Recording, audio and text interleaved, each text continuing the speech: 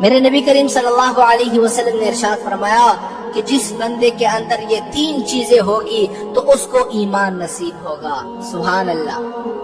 آپ میں سے ہر بندہ چاہتا ہے کہ میں مومن بن جاؤں، میں ایمان والا بن جاؤں، لیکن ایمان والا بننا کیسے ہے؟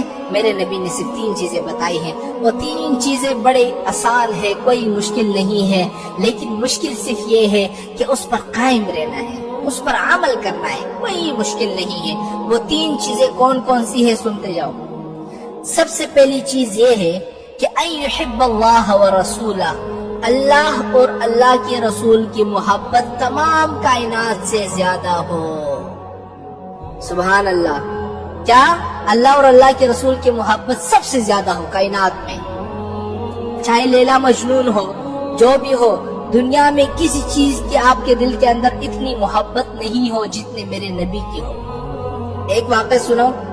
ایک عورت تھی ہندا، اس عورت کا جو شوہر تھا، بھائی تھا اور بیٹا، یہ 3 جنگ احد میں جنگ لڑنے کے لیے چلے گئے۔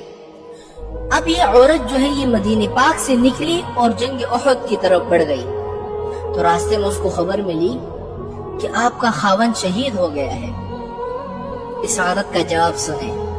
اس نے کہا کوئی بات نہیں ہے، لیکن مجھے یہ بتاؤ کہ حضور کی طبیعت کیسی ہے، حضور کیسے ہے؟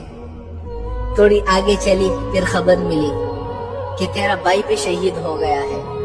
اس نے کہا کوئی بات نہیں ہے، مجھے تو یہ خبر دو میرے نبی کیسے ہیں؟ پھر تھوڑے سے آگے چلے، کہا تیرا بیٹا بھی شہید ہو گیا۔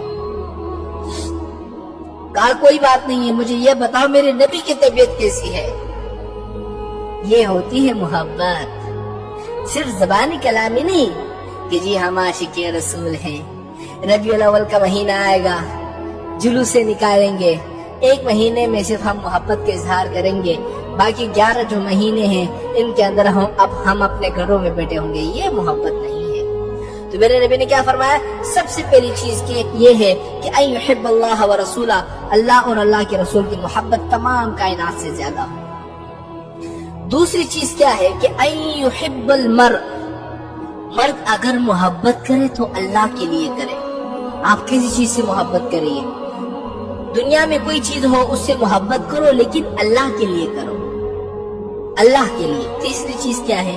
یکرہ ان یعود الی الکفر، ایمان کے بعد جب آپ مسلمان ہو گئے، مسلمان ہونے کے بعد کفر کی طرف لوٹنے کو آپ ایسا سمجھو جیسے کہ کسی کو آگ میں ڈالا جائے اور وہ برا سمجھتا ہے، ایسا۔